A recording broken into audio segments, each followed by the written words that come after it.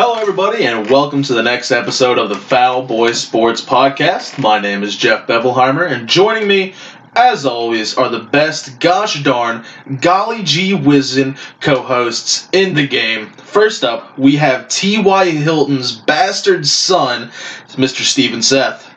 How's it going? Next, we have a certified Romosexual, Gimli McGravy. Hello, everyone. So, guys, this was a fantastic weekend of football, even though it turned out in the way that nobody wanted to, at least with the second game. Fuck the Patriots. Indeed. I don't think many people wanted the Rams to win either. I don't think the people have a lot of confidence in the Rams for some reason. I don't know. I just don't like the Saints because they're assholes to the Birds for some reason, even though we never did anything to them. But anyway, that's besides the point. But yeah, 2 OT games gave us a really good weekend of football, and it was very entertaining games to watch. Even though the refs, we'll get into that. Yeah, the referees were not incredibly great. Also, I also want to mention that I was 0-2 on my prediction, was wrong about virtually everything. So, listeners, I just want you to know, don't hold it too much against me, you know.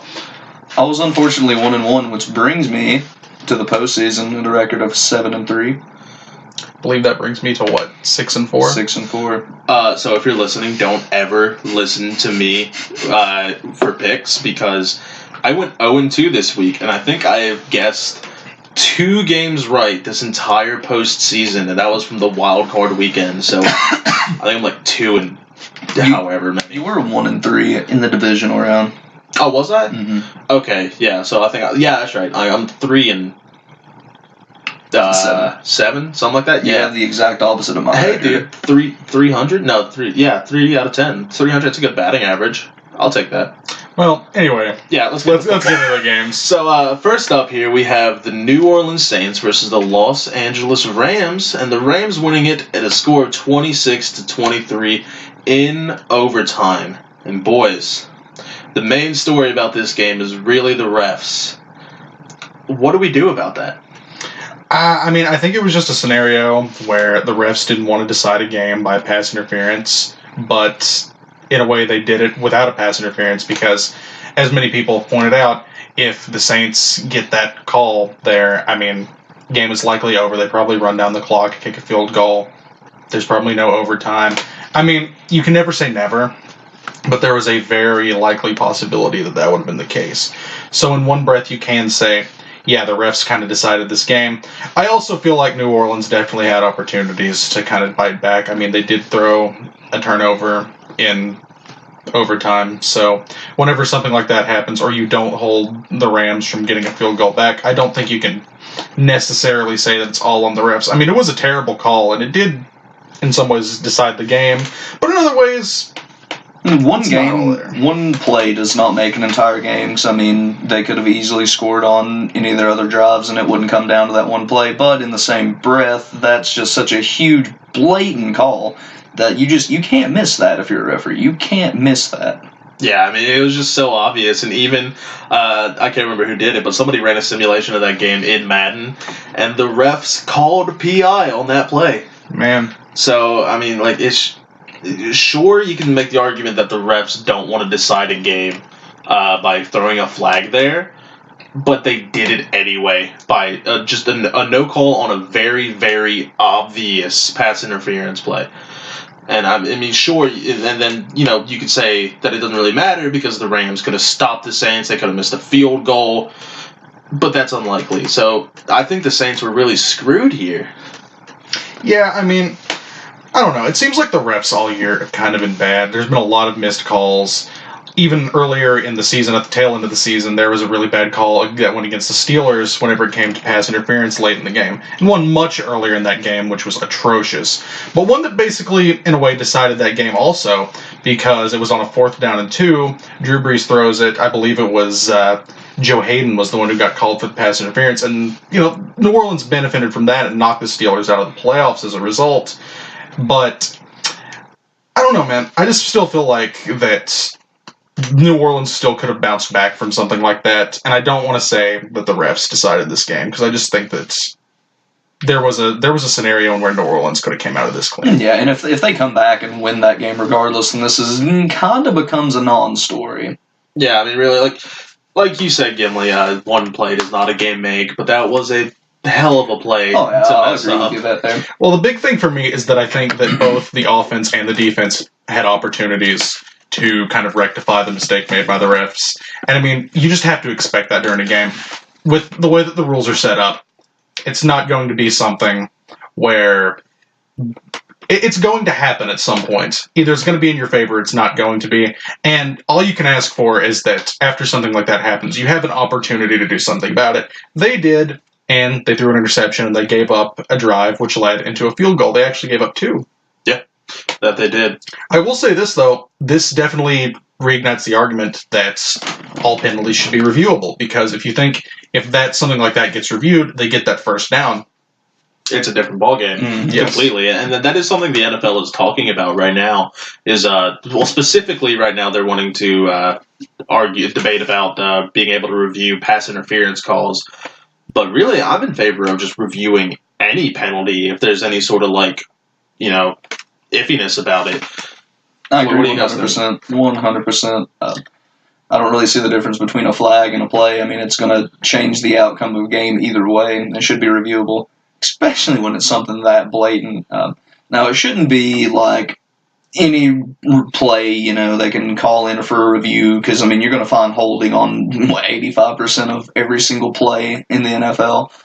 But Yeah, I think that would be my reservation for doing such a thing like that, is that you can find anything on any given play to the point where you can, have so many challenges that are in scenarios that are just easy to kind of game points for. And I really just think the trepidation in instituting a rule like that comes from that huge gray area of should every missed holding be able to be challenged. Maybe that would, since there are only up to 3 challenges in a game, maybe that's something that's kind of overblown in nature. But I don't know. I could also see it being like coaches don't have a challenge for late in the game because they challenged an early holding that maybe wasn't that beneficial. Maybe the coaches would adapt to that, even though they probably would. So I don't know. Who knows? I think it's just something they'll have to figure out this offseason. Because I don't think they can let this happen again in the playoffs. Not a fucking chance. No. I think it would be a move for the better for sure. Especially if they find a way to nerf it to where you find that sweet spot between, reviewing everything and reviewing fucking nothing, even though it's blatantly goddamn obvious. Yeah, I mean, I think this is something that really maybe should be taken out of the coach's hands and just let it. How when it's the last 2 minutes of each half, it goes to the booth. Maybe that's some way they could get around that. Yeah, I don't think coaches should really be able to challenge a flag like that. I think I agree with you there. That it would have to come from the booth. Yeah, one thing that they could do is that maybe like a head ref could maybe call for a review. That way, if there's any confusion about a call that was made or a call that was missed, they could call like a ref's huddle and kind of look at the play and then determine it from there. Now, if it's a scenario where they're looking at a specific call and they say there wasn't a call for this, but we did see holding on this play, I think you got to let that go personally. Yeah. But I mean, I could see something like that. I think it should be for the specific so-called penalty in question. Yeah. Yeah. The only thing is, I have so many complaints personally, and I've heard so many complaints from other people about how long challenges take and how many penalties there are, that this could be something that lengthens the game even more and making more people mad in a different way. I guess there's no perfect situation. Yeah, I mean, it really comes down to your preference of, do you want a completely fairly called game that is 100% correct, or do you want what we have now? Which, I mean, there's really no wrong answer here. It's just you got to find the best fit. Yeah, I would agree with that. But anyway, moving on to the analysis of the actual game and outside of ref ball. It was a good game. I mean, It kind of sucks that we have to talk about the refs, to start out, because this was a pretty good game. This was definitely probably the most exciting week by far whenever it comes to entertainment value from games. No, I agree. Definitely in the postseason. No, I agree completely. I think this, in a way, this was Jared Goff's coming out party. I mean, I know we've been impressed with him all season and this, that, and the other. Well, that was kind of a bad way to phrase that. I've not been entirely...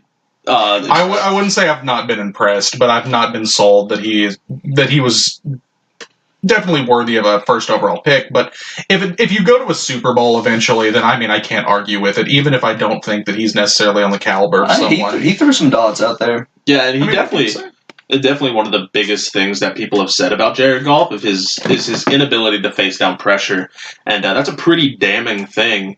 Especially in the NFL with how elite these pass rushes can be. But he really stepped up, especially late in the game. Jared Goff was making some plays out there, especially with defensive players in his face. Oh, yeah, for the most part, I was super impressed, especially whenever they were able to create some outs for him on the flat. I mean, he was actually just getting beaten down. He would sidearm something out, especially on one play. I think it went out to Higbee, and he just took it up the field, and that was Jared Goff just being able to find an out under pressure. And I'm still not sold on him as someone who can, beat the Patriots in a Super Bowl, but I definitely think that he didn't play like a world beater, but he definitely got the job done. He made some very big throws, especially on that rollout late in the game, which I think he did get to Higbee. He rolled way far out of the pocket, threw it deep to an open man, and extended the drive on a third down, I believe. Yeah. It was very impressive. Definitely very impressive play late in the game. That's what allowed the Rams to come back in this game and win it.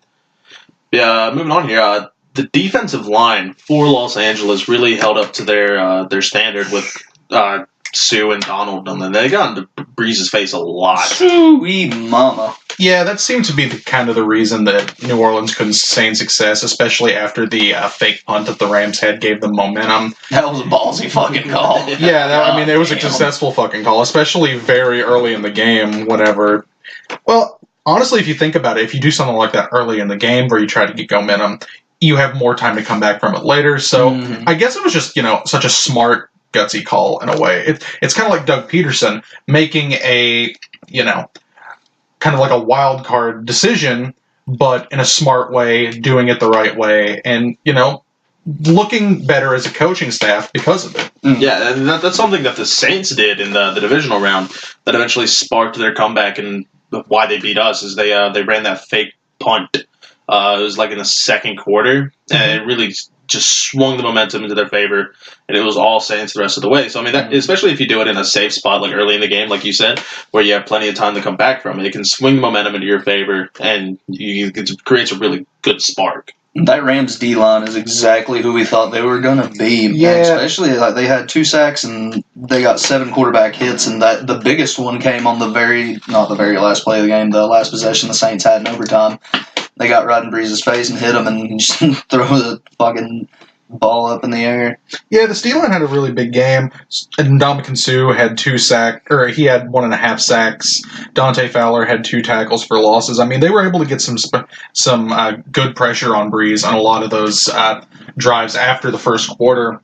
Because, New Orleans has kind of been overwhelmed at different points during the season whenever it comes to D-line. There was definitely a lot of pressure early from the Eagles before Fletcher Cox and Michael Bennett got hurt. And then you remember the Cowboys game like we talked about last week. They were able to get pressure. And this was kind of a repeat of that. Drew Brees was getting pressured a lot after that first quarter. And I think that was, he just couldn't put it together completely after that. It allowed them to come back into this game and give that offense on the other side opportunities. Yeah, and even going beyond them getting pass rush, they really stuffed this Saints run game here. They held Mark Ingram to 31 yards on 9 attempts and Alvin Kamara to 15 on 8. That is something you do not expect to see from the Saints rushing attack. Now, Kamara tore it up in the passing game, but that's completely different. The Saints team has been really balanced, and without that other half of their offense, it became a struggle for them. Yeah, I mean, I do want to, expound a little bit on what you said. Alvin Kamara did have a huge game. I mean, Breeze was going to him very often during this game, particularly during the kind of the middle meat of this game. And they were playing some pretty good, decent man, but he was, getting open on wheel routes. He was getting open on crossers. I mean, he was very impressive in this game from a receiving standpoint. From a rushing standpoint, absolutely not. I mean, that's a very hard thing to do when going up against a defensive line like that as a speed back coming up the middle and going out to the side like that. But, Alvin Kamara is a stud, and I think that says more about this Rams defense than it is Alvin Kamara because, my gosh, he was so impressive. Oh, yeah. Much as I don't like him right now, that's a different point. Yeah. I think the bigger story whenever it comes to the run game is that Mark Ingram, even though he did have a couple of plays. He did have a 16-yard run at one point, but especially when he got driven back in overtime, that was an example of this D-line just coming through, Aaron Donald just wrestling him in the backfield after Ingram had to escape. I mean, they were shutting down the run handily, and go figure, I said it would probably be a run fest, so shows what I know. I'm telling you, man, the NFL's, they're on to us, man. They're listening to us. They're trying to make us look like fools. They are, absolutely. Except for me, apparently. Yeah, I mean, Gimli, you're Nostradamus over there emulating your... I'm not a Romo yet. Emulating your favorite human. But speaking of rushing attacks, the Rams, Gurley, he was pretty much non-existent in this game. Todd who? Exactly. So the word on the street is that there's a good chance that he's hurt. He seems to be denying that. I guess the story he's putting forth is that he wasn't worthy of being in the game, so he wasn't, and that C.J. Anderson took his reps instead. I mean, that's a really fucking weird statement. Yeah, it's insane. Well, I was definitely paraphrasing there, but C.J. Anderson played really well in that divisional round, and you're telling me. I mean, I do think it says something to have an NFL player show this kind of humbleness and be able to kind of see things in the bigger picture, but he's Todd Gurley, straight up. I mean, there's no real reason that C.J. Anderson should be getting 16 carries and Todd Gurley should be getting 4 carries. If Todd Gurley's not hurt, I mean, he wasn't a factor in the pass game either. You usually see him having a lot of receiving work during games, so I have to believe that something's up. Something has gone awry. Yeah, I mean, if he's not hurt, you got to get him his reps and his looks because he is a game changer. But yeah, I mean, C.J. Anderson, he didn't do too hot. What if I remember correctly? What was that stat line? Oh, C.J. Anderson, he was 16 carries for 44 yards for a 2.8 clip, no touchdowns. Yeah, I mean, he was bottled up pretty well, which is pretty impressive considering Sheldon Rankins was gone from the defense. I think Demario Davis probably had a big game. I believe he had 14 tackles, 9 of those solo, 1.5 tackles for loss. It's pretty good by the Saints linebacking core. Yes, super solid. Definitely picked up the slack for that missing power on the defensive front. Absolutely. It was definitely an interesting first game to watch there. And then the second game. Fuck that second game. Yeah. Like, do we even want to talk about it, dudes? Like, I mean, come on. Well, we'll see you in a couple weeks, boys and girls. Thanks for listening to the Foul Boy Sports Podcast. I mean, we can talk about it. I mean, we can bitch and moan all we want from a storyline perspective, but the fact of the matter is that Bill Belichick, Tom Brady, and this Patriots organization just completely outclass everyone else in the league year in and year out.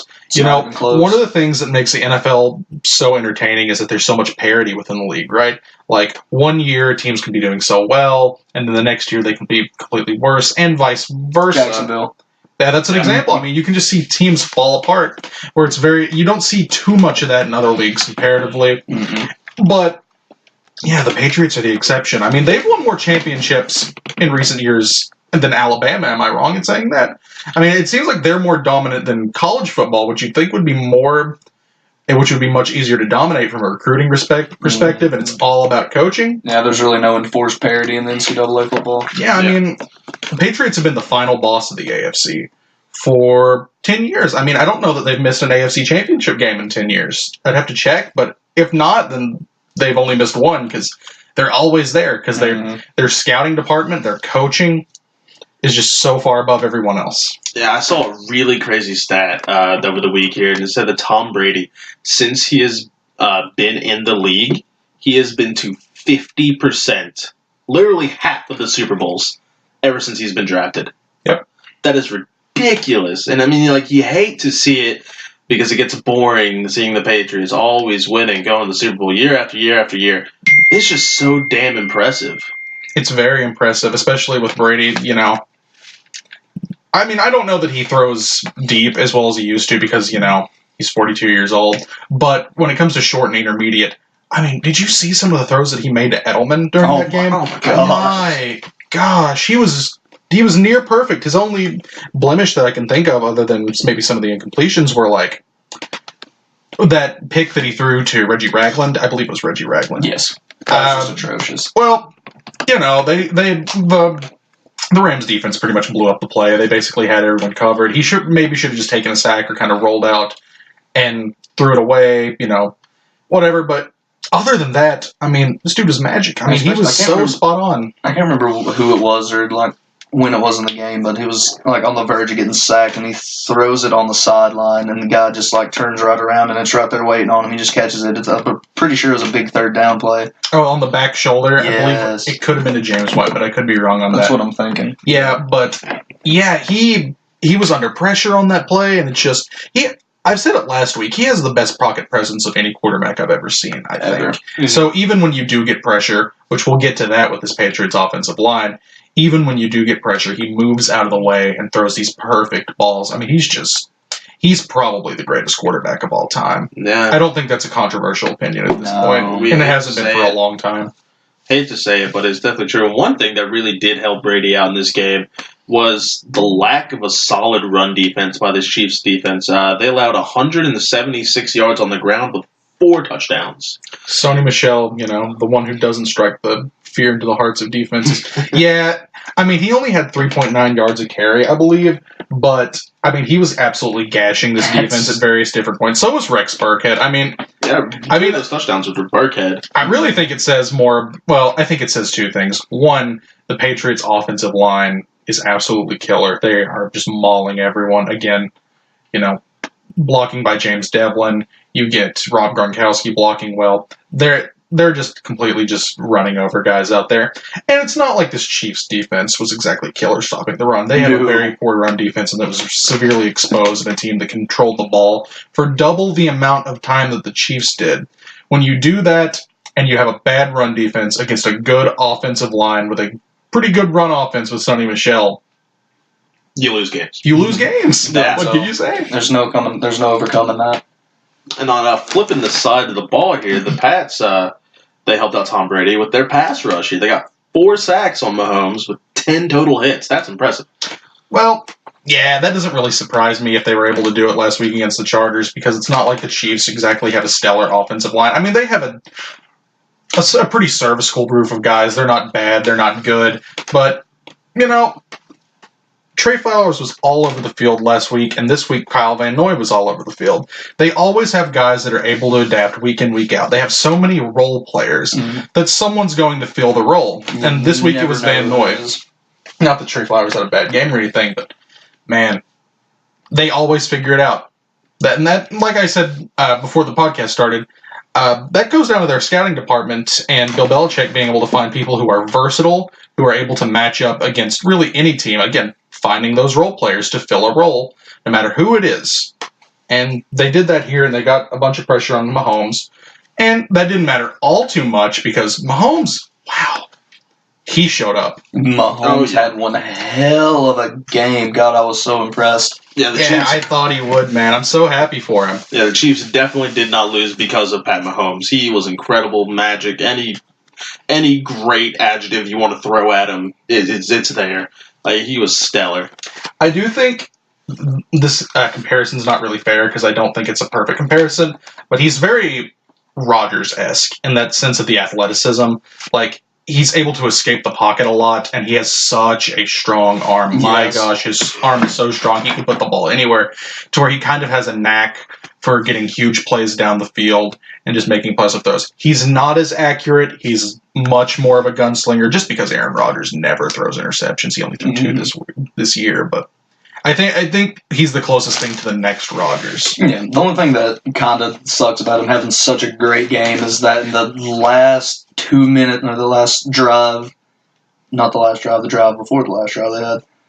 The Chiefs' last drive in the Chiefs last drive. Before the 2-minute warning, where they go ahead and score out before the 2-minute warning, that magic kind of hurt them there because they left Tom Brady and these goddamn Patriots just way too much time to work with. Any amount of time really is too much time, and I mean, of course, there's the argument that you want to go ahead and score just to get the points on the board, and you can rely on your defense. But the Chiefs don't have a defense they can rely on there.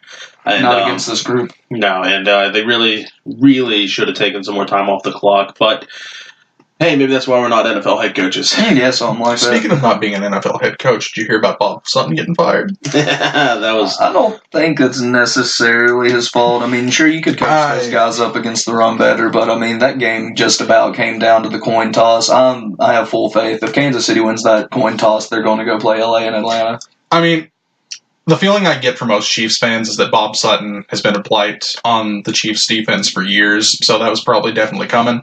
But yeah, I mean, they didn't play so much zone like all these other teams have been. At least I saw them playing man late in that game, or at least they tried to cover some people. I mean, they couldn't because they're just Brady to Edelman was just too strong. I mean, he's just too accurate. But at least you saw some effort there. Yeah. It wasn't effective, especially when you have such talented pass rushers. There's not getting through. You got to be able to find something to get through, man. I mean, I don't know. I'm not saying my heart goes out to him or anything, but No, I'm not saying I'm in love with the guy either. yeah. Another impressive thing the Pats did, saying that again, their run defense was pretty stellar here, holding the Chiefs at... the Patriots? Yeah. A run defense? Yeah, I know. A Bill Belichick? Oh, no.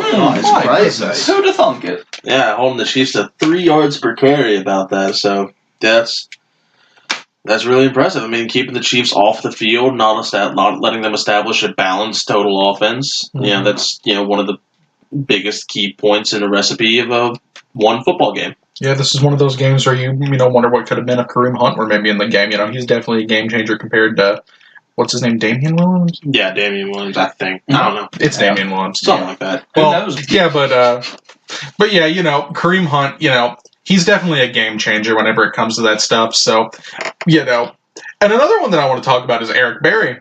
The Patriots usually do not. I don't want to say they don't play well, but one recipe against the Patriots that usually works is having very talented safeties. And you really think that if Eric Berry were playing to his full potential in this game, I don't really know how much he played during this game, but if he were healthy and he wasn't having his Achilles issues, you would have loved to see him be able to make that impact during this game. Yeah, they've been able to have this Chiefs defense really have an answer for some of these things they did over the middle of the field. Such as Rob Gronkowski. Yeah. Mm-hmm. Yeah. That would have helped. Not that he had a monster game, but my goodness. I think Rob Gronkowski's he's leaning towards retirement. Is from what I understand, it's a very likely possibility. So I think he's going to be very motivated in the Super Bowl 2 weeks. But we'll get to that. Which is scary. Yep. So the final point I want to make here about this Patriots team is that their O-line, rock solid. Oh my god. Rock solid. No sacks. One quarterback hit. Yeah, I mean, I don't want to say that nothing got through, but if you look at, especially in that overtime drive, you just see some of the pockets that Brady had. I mean, he was. And the running he dropped back he tends to drop back so far in those pockets, and then you just see everything just moved up by it seems like 10 feet. Of course, it's not 10 feet, but it seems like 10 feet. So man, I mean, I don't see how you get through an offensive line like that where everything is just so cohesive and everyone's blocking well. Not just the offensive line, but all the role players are blocking well. Unless there's injuries. That's the only way I can see getting through an offensive line that's that cohesive. Yeah. Well, I think that's going to about... I do think that we need to talk about the ref situation in that game as well. I'm surprised that none of you guys brought that up. Yeah, that's true. I was waiting for it. Man, Oh my god. it's so unfortunate that we have these two great championship round games, and here come the refs again. Well, let's cool the jets on that because I don't think anyone was screwed here. Definitely not as bad as from a the penalty first game. standpoint. I mean, the penalty on D Ford is what everyone talks about, where it would have been an interception. Well,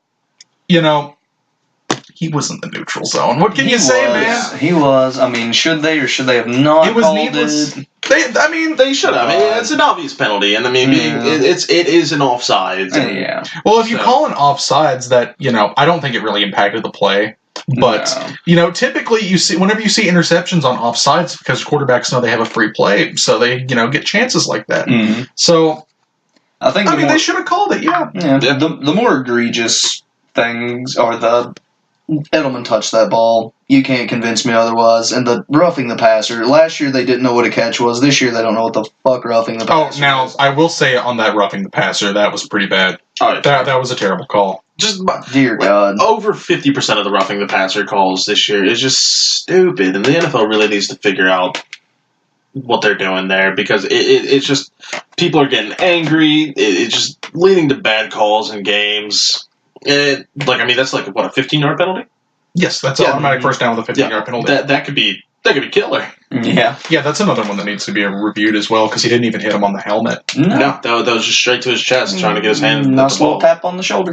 That being said, as many people online have pointed out, the Patriots were being mugged down the field by the Chiefs secondary. I mean, they couldn't really cover any of their skill position players, so there was a lot of holding and pass interference whenever it comes to the Chiefs secondary. So I'm not going to say anyone was screwed whenever it comes to that. I think the biggest story from this game are the overtime rules. Yeah, I mean, like, there's not too much you could do there with this overtime. I mean, I'm not exactly sure, like, there is a fix to it. Well, I do think that giving both offenses opportunities would probably be a start. That's why I think that the bigger story, whenever it comes to officiating, comes from this game. Whenever I look at the two games, because, like I said multiple times in that last game, at least New Orleans got a shot on both sides of the ball. Yes.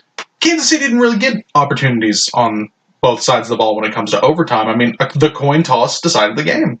Yeah, 100%. That's what happened. Yeah. There's another game earlier in the season where that happened, and it affected me personally a great deal. When it was the second Eagles and Cowboys game, and the Cowboys won the toss in overtime. They went straight down the field and scored it, and I believe wholeheartedly if Carson Wentz got his hands on the ball again, the Eagles would have won that game. Yeah, but very well could have. and that's certainly a big deal, but man, the postseason, Mm-hmm. the Super Bowl representative from the AFC was decided by a coin flip. That's it. Or do you really think that Pat Mahomes didn't have a pretty good shot of throwing a bomb down the field or, making some great throws and getting a touchdown if he were the one to get the ball first? I'm not saying he would have. I'm definitely not saying he would have. But man, he had a pretty good shot of it. Yeah, I mean, you could say that, but there also is the point that defense is half the game. Defense is half the game. Especially in that spot, your defense has to go out and make plays to give you that shot. And I mean, they had plenty of chances. What was it, like 3 or 4 third and longs? Mm. Your defense has to step up and make a play there. There's no getting around that. That's where the game was decided.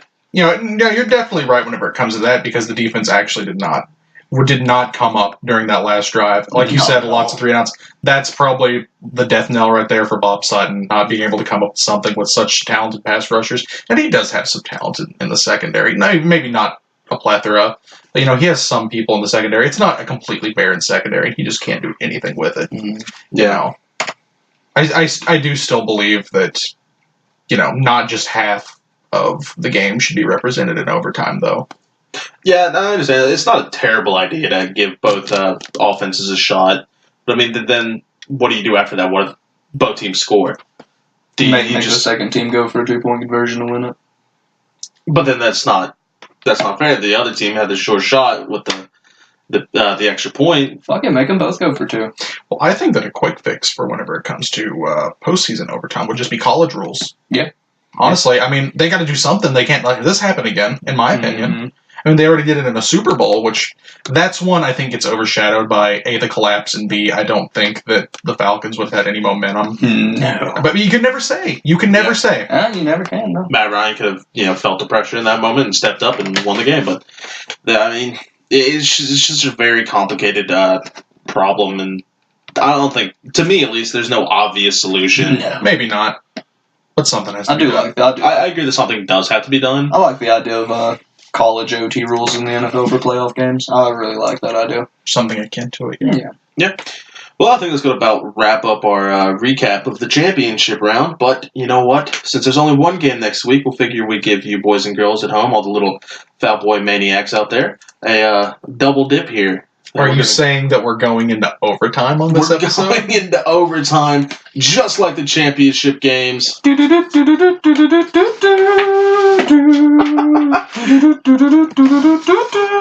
And we're going to go There's a copyright infringement by Fox. I hope you know that. Shit, we're screwed. God, I hope they sue me. Well, it was nice talking to you kids. Tony Romo's going to come kick your ass. God, I hope so. And he's not even with Fox. He's with CBS.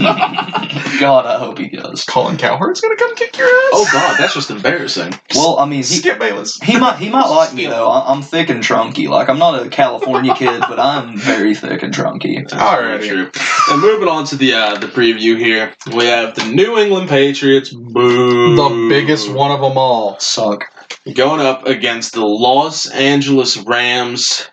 That's What do you still boys weird to- think? That's still weird to say. I know, it's Los crazy. Angeles Rams. Yeah, hey, this might be good for football in the city of Los Angeles. It could be. In the short term, I still don't think they're going to have any long-term fans in Los Angeles just because there's so many transplants that, I don't know. I mean, they're never going to have the base that they would have had in St. Louis, I No, suppose. I don't think so either. But hey, I mean, you never know.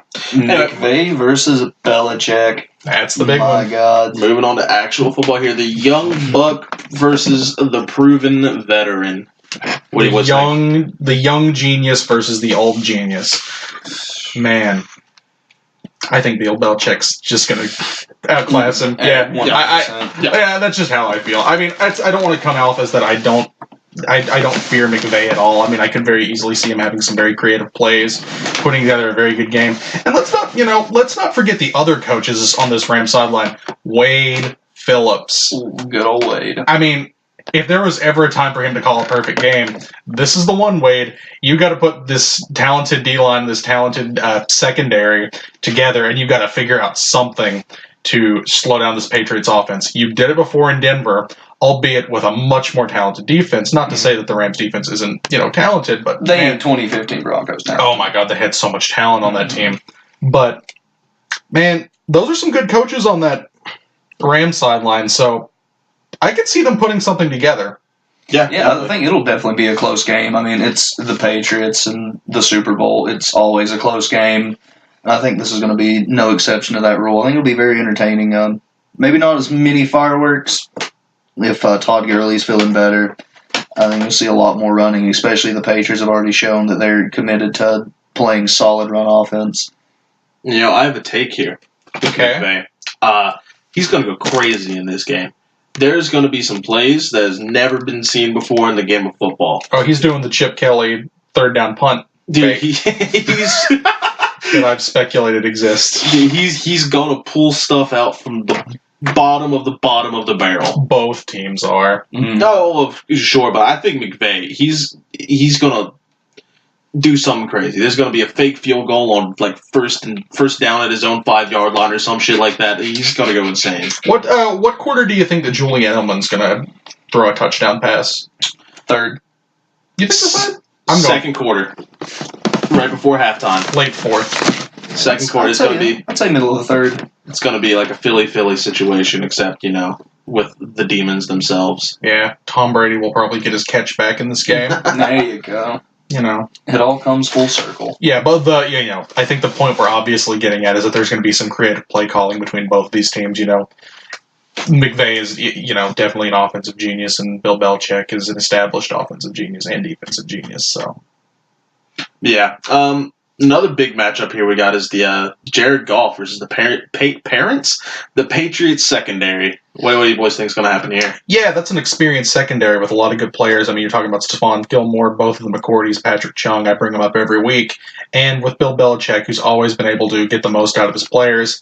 I think that a young and experienced quarterback is going to have problems against such talent, especially if they continue the trend of having pass rush, which we'll get to that. That could actually present some problems for the Patriots defense. Very much But, so.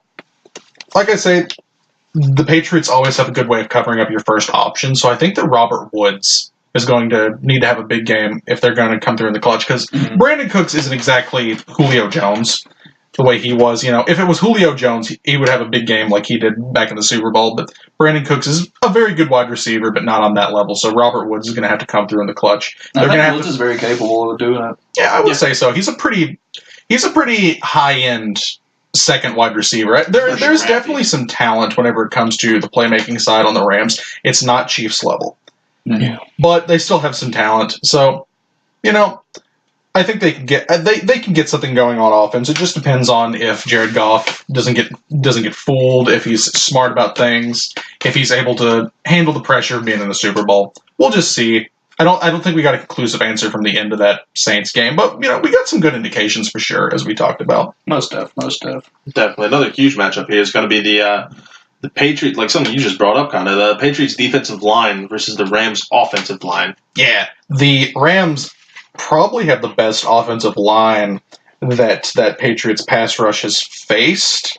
So they're going to have to get creative with their blitz schemes against a young quarterback. I think that's probably what they'll do to be able to get pressure.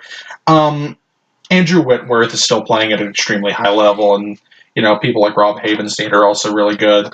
And I think they're just going to be very rock solid for setting that edge for the Rams offense, and I think they're going to be able to get some holes on the Patriots defense. We're not talking about Damian Williams. We're talking about a hot C.J. Anderson and hopefully a healthy Todd Gurley with probably some better play calling. So, I mean, Gurley's got 2 weeks to heal up here, so maybe.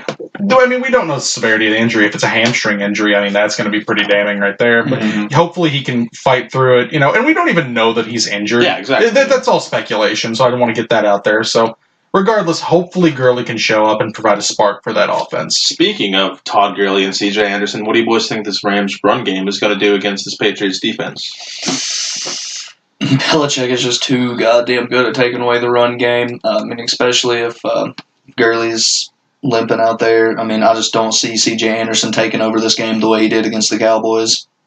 I don't have a solid answer for you. I mean, I can see a lot of things. I mean, that is a very talented committee, and C.J. Anderson's kind of a wild card if he can stay hot. I mean, just because he's been hot doesn't mean he'll continue to be hot, especially coming off a bye week.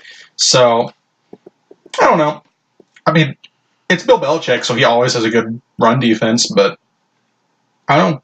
Yeah, McVay could buck the trend. The Rams could buck that trend, so we'll see. Yeah, I think it's still something. There's real no consensus here. There's just too much talent on that Rams side to have a conducive way. Yeah, we're just gonna have to see what happens there.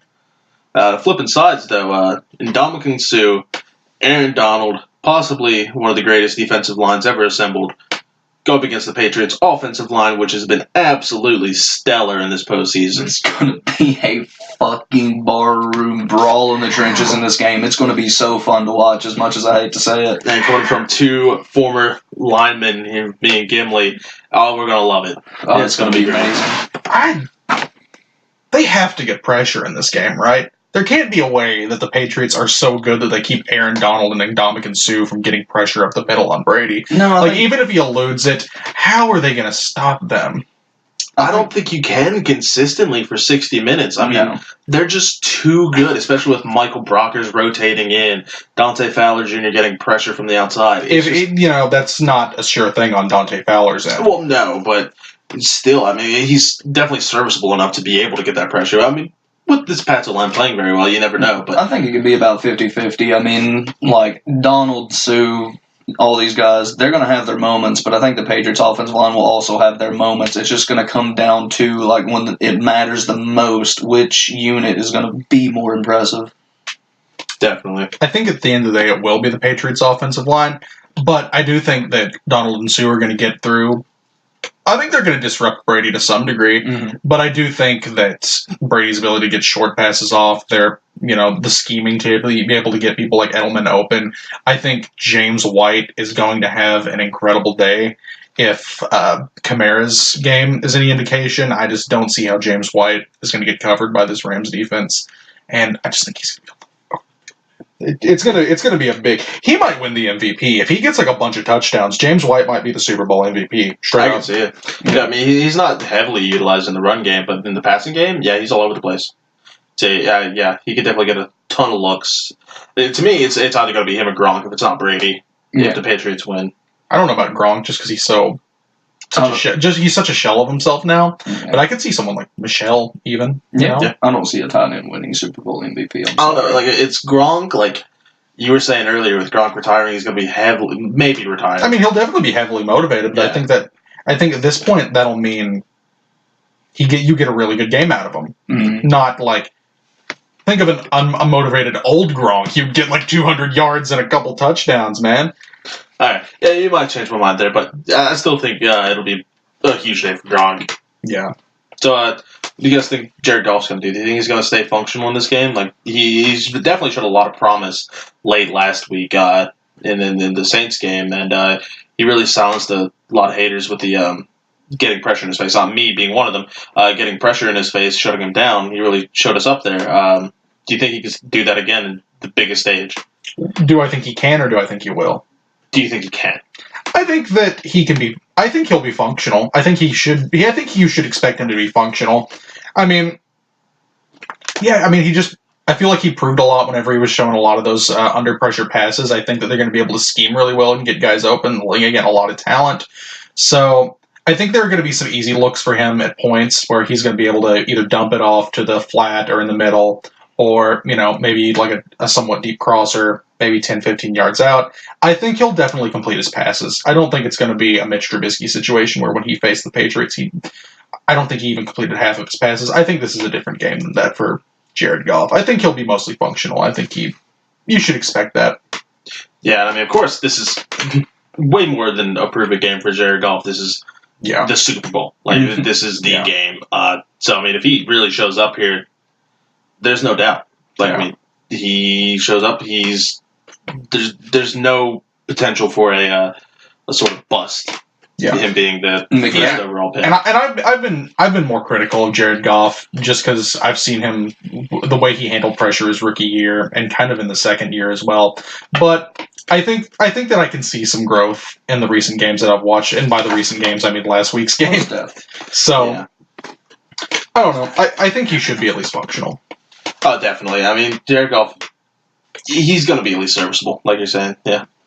This is going to be big time. This is time for McVay and this crew, because once Jared Goff gets that big contract after his rookie deal expires, a lot of that talent is going to start flying away to different parts of the U.S. Yeah.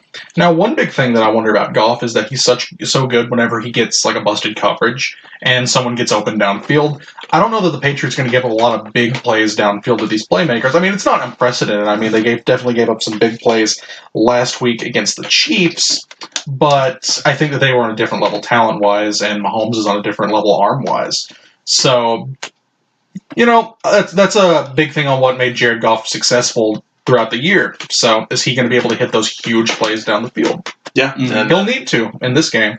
And if you can, I mean, that could really swing the game, being able to put up points very quickly. Yeah, that'll swing from making him serviceable to heroic, which is what I think he'll need to be. I mean, we're talking about can he be serviceable? I think he'll need to be heroic. Yeah, 100%. Yeah, he's going to have to be to take down this juggernaut. Well, I mean, I think that's going to wrap up here on our preview here.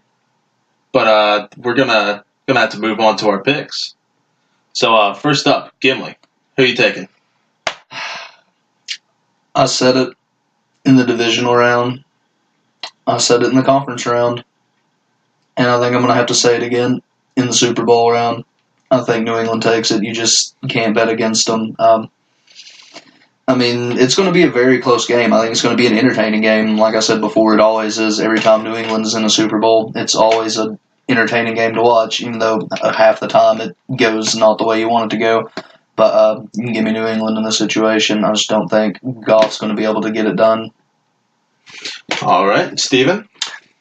Give me the Patriots as well. I think this is anywhere from a 1 to 2 possession game for them. I could see it being really close, being a heartbreaker for the Rams, and I could also see it be, kind of out of reach for them in a way. I don't necessarily think that the Rams will get blown out, but I don't think it'll be. I think it'll be closer than some people expect. I mean, I think that everyone online is just doom and gloom. It's the Rams going up against the Patriots. I think it'll be a more competitive game than people think it will be, but I still don't think the Patriots will lose. Out of reach in the similar way that the Cowboys were against the Rams when we played. I think that would be a decent comparison, yeah. Yeah. Hey, and I'm going to do everybody a favor here. I've been very bad in picks this postseason. A 3 out of 10. I'm picking the New England Patriots to win here. If history holds up, and they only have a 30% chance to win, so I mean, you're welcome. Yeah, I think that's a hot take, Jeffrey. I think New England they're too proven. They have too much postseason experience. They're here every year. Belichick is going to outcoach McVay. Brady is going to outduel Goff. These Patriots offensive line, they're not going to shut down the Rams defensive line, but they'll make it manageable. They'll keep Brady on his feet most of the game. Sony Michel will be able to take over the run game. Brady's going to have enough time to hit Edelman, Gronk, James White. I like you were saying, I don't think it's going to be a blowout. I think the Rams will make a game out of it. it'll be close in the end. I think the scoreboard's going to look a lot closer than the game was. But yeah, I think the Pats give Brady a 6th ring. Yeah, I mean, he's earned it. he's earned it. It's Yeah. impressive, but man, Can't say he hasn't. yeah. Go home, Brady. You have nothing left to prove. I can say that God damn. I can't say that I'm bored by it, but hey. Hey, I mean, you at least got to respect the impressiveness of it.